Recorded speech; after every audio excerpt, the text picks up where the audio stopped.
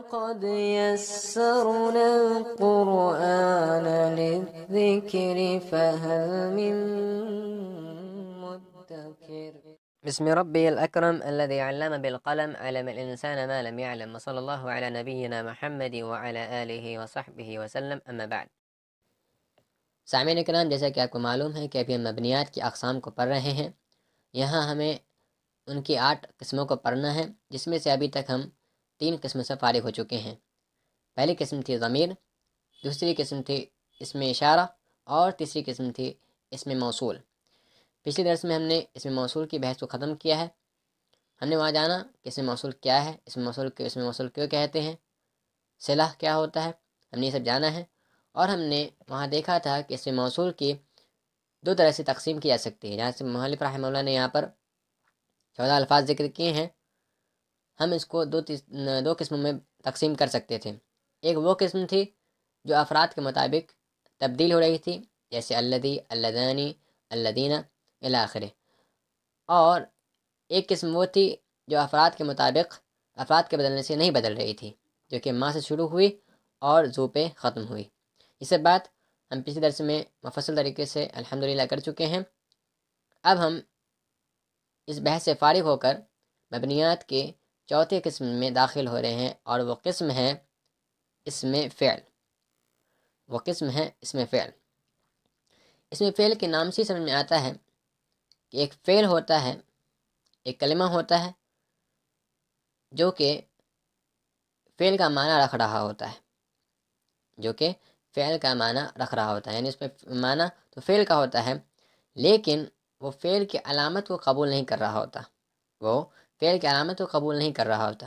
اسی لیے ہم اسے دوسرے لفظوں میں کہتے ہیں یہ نام کا فعل ہوتا ہے. اس میں فعل، نام کا فعل بھی ہم اسے کہہ سکتے ہیں، کیونکہ یہ فعل معنوی طور پہ تو ہوتا ہے، لیکن علامتی طور پر یہ فعل مکمل نہیں ہو پاتا.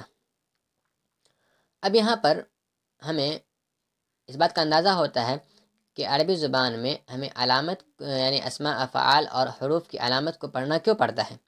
ہم نے شروع میں بتایا تھا کہ عربی زبان کی یہ خاصیت ہے جہاں ہمیں اسماء، افعال اور حروف کے علامت کو پڑھنا پڑتا ہے، جبکہ دوسری زبانیں ان کی تعریف پر ہی صرف اکتفا کرتے ہیں. ہم نے یہاں پر اسماء، افعال اور حروف کی علامت کو بھی دیکھا تھا، اور ہم نے وہاں پر بتلایا تھا کہ عربی زبان میں علامت کی کتنی اہمیت ہے اور کیا اس کا فائدہ ہوتا ہے. یہ ہمیں آگے پتہ چلے گا، اور اس کا ایک نمونہ ہم یہاں پر دیکھ سکتے ہیں. ہم نے وہاں پر بتایا تھا کہ علامت کی اہمیت کو مد نظر رکھتے ہوئے ہی علماء نحو جب بھی آپ نحو کی کسی کتاب کو پڑھیں گے اوپر درجے کی، تو آپ کو ملے گا کہ وہاں پر اسم، فعل، حروف کی تعریف بیان نہیں کرتے علماء نحو، بلکہ وہاں پر وہ علامت بیان کرتے ہیں.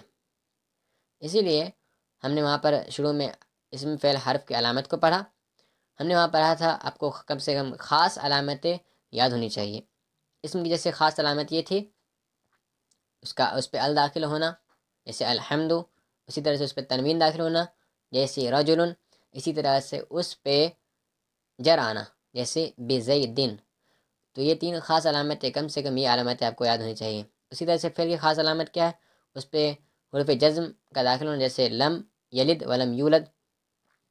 اسی طرح سے اس پہ قد داخل ہونا، اسی طرح سے اس کے آخر میں تائے تانیث ساکنہ جمنا، جیسے ضربت. تو یہ سب خاص علامتیں کم سے کم یہ آپ کو یاد ہونی چاہیے. ہم نے آپ کو بتلایا تھا کہ حروف کی کوئی بھی علامت نہیں ہوتی، حروف کی علامت ہی یہی ہے کہ اس کی کوئی علامت ہی نہیں ہے. یہاں پر ان علامت کا ہم فائدہ دیکھیں گے کہ علماء نحو نے عرب کے کلام میں کچھ ایسے الفاظ پائے جن کو انہوں نے دیکھا کہ وہ معنی تو فعل کا رکھ رہے ہیں، لیکن علامت اس کی قبول نہیں کر رہے. یہاں پر انہوں نے تعریف سے دیکھا کہ اس میں تو معنی تو فعل کا ہے، لیکن علامت فعل کی نہیں ہے، اس میں فعل کی علامت موجود نہیں ہے. تو آپ یہاں پر متحیر ہو گئے، حیران ہو گئے کہ اب ان الفاظ کو، ان کلمات کو کیا نام دیا جائے. تو ان کے درمیان اختلاف واقع ہوا. بعض نے کہا کہ یہ فعل ہی ہیں، بعض نے کہا کہ نہ، یہ نہ یہ اسما ہے، نہ افعال ہے، نہ حروف ہیں. بعض نے کہا کہ نہیں، یہ اسم فعل ہے، انہیں ہم اسم فعل کے نام سے جانیں گے. اور یہ قول بعض علماء نے راجح قرار دیا، اور بصریوں کے نزدیک، بصریین نحاة جو ہیں ان کے نزدیک یہی قول راجح ہے، اور اکثر آپ جب نحو کی کتاب کو پڑھیں گے تو وہاں آپ کو یہی اصطلاح نظر آئے گی۔ اب جتنی بھی آپ نحو کی کتاب پڑھیں گے وہاں پر آپ کو اسم فعل کی اصطلاح نظر آئے گی۔ یہاں پر اختلاف بیان کرنا مقصود نہیں تھا، بلکہ بس ایک معلومہ دینا ضروری تھا، ہم نے اسی باب سے یہاں پر بیان کرنا بہتر سمجھا۔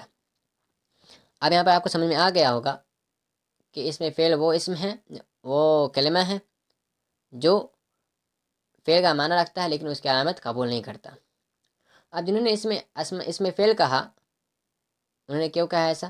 حالانکہ جب ہم نے کلمے کو پایا، اور کلمے کی 3 قسم ہوتی ہے، اسم، فعل، حرف، جب کوئی کلمہ فعل نہیں ہوا تو بچے اس کے پاس 2 اصطلاح، یا تو وہ اسم ہونا چاہیے تھا یا تو حرف۔ تو پھر انہوں نے کیسے چوز کیا کہ وہ اسم ہی ہونا چاہیے؟ تو انہوں نے دیکھا کہ حرف کی سب سے پہلے تو تعریف یہ ہے کہ اس کا معنی ہی نہیں ہوتا، ذات میں اس کا کوئی معنی نہیں ہوتا ہے جب تک کہ وہ کسی اور سے جڑتا نہیں، اس کا معنی واضح نہیں ہوتا۔ جیسے من کا اپنے ذات میں کوئی معنی نہیں ہے، جب تک کہ وہ کسی اور سے جڑتا نہیں ہے اس کا معنی واضح نہیں ہوتا۔ جیسے من مکہ الی المدینہ، یہاں پہ آپ دیکھ رہے کہ من کا تب معنی واضح ہوتا ہے جب وہ جملے میں شامل ہوتا ہے یا جب کسی سے وہ جڑتا ہے۔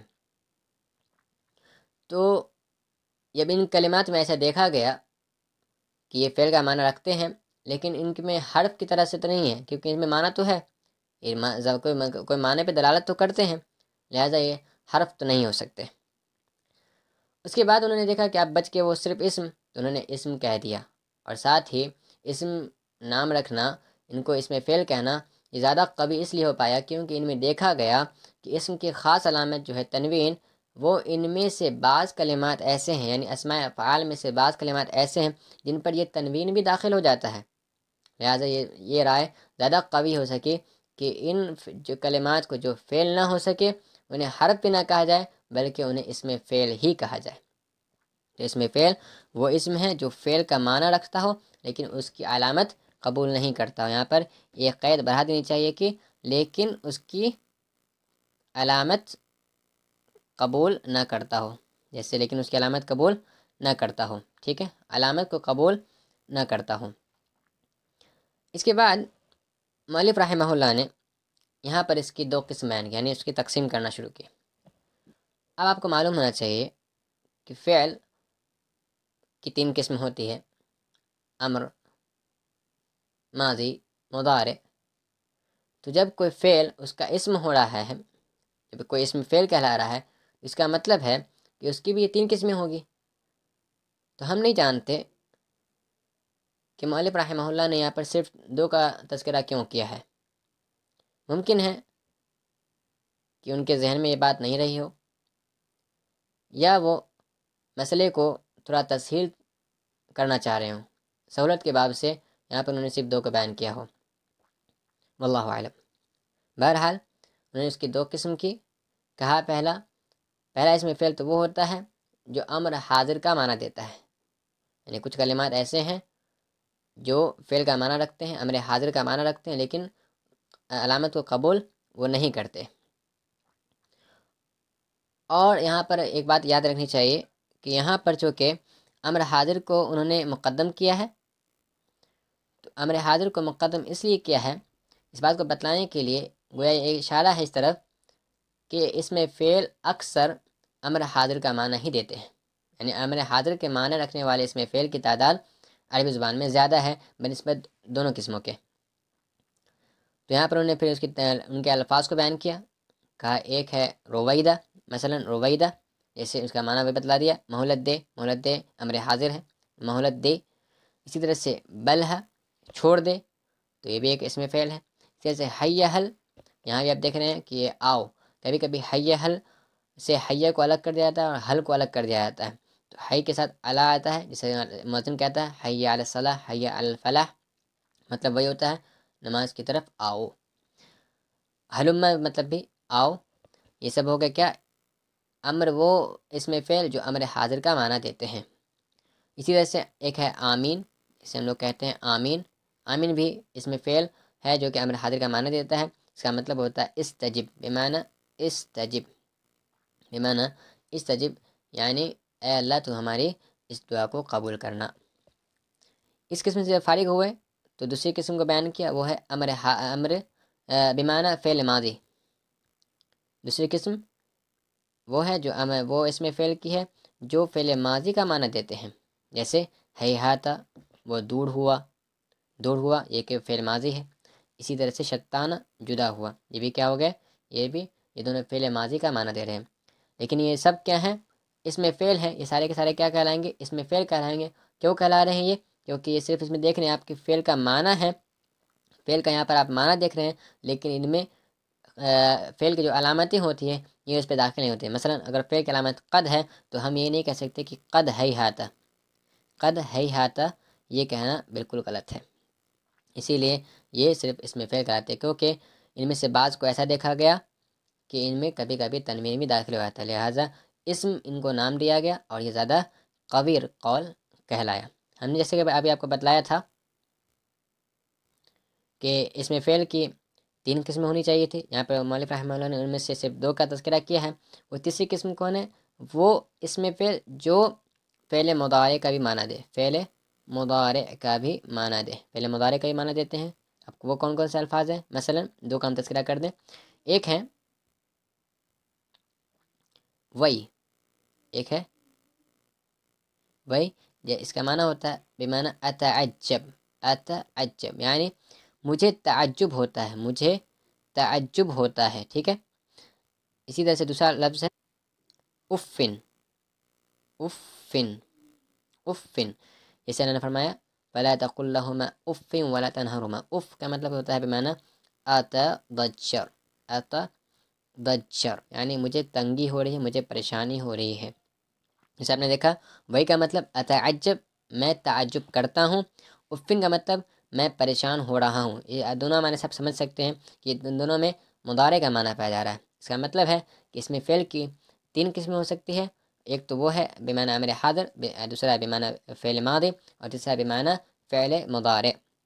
یہاں پر مؤلف رحمہ اللہ کے اس قول سے کہ اس کی صرف 2 قسمیں ہیں، اس سے دھوکے میں نہیں پڑنا چاہیے، بلکہ معلوم ہونا چاہیے کہ ہو سکتا ہے کہ مؤلف رحمہ اللہ نے یہاں پر سہولت کے لیے صرف یعنی تسہیل کے باب سے صرف یہاں پر 2 کا تذکرہ کیا ہے، تیسرے کو انہوں نے صرف ابتدائی درجے کے طالب علم کا خیال رکھتے ہوئے چھوڑ دیا ہو. یہیں پر آج ہماری گفتگو ختم ہوتی ہے. ہم ابھی مبنیات کی چوتھی قسم اس میں فعل سے فارغ ہوئے. اللہ سبحانہ و تعالیٰ سے دعا ہے کہ اللہ سبحانہ و تعالیٰ اس علم کو ہمارے لیے نفع بخش بنائے. آمین. وآخر دعوانا الحمد للہ رب العالمین، والسلام علیکم ورحمۃ اللہ وبرکاتہ.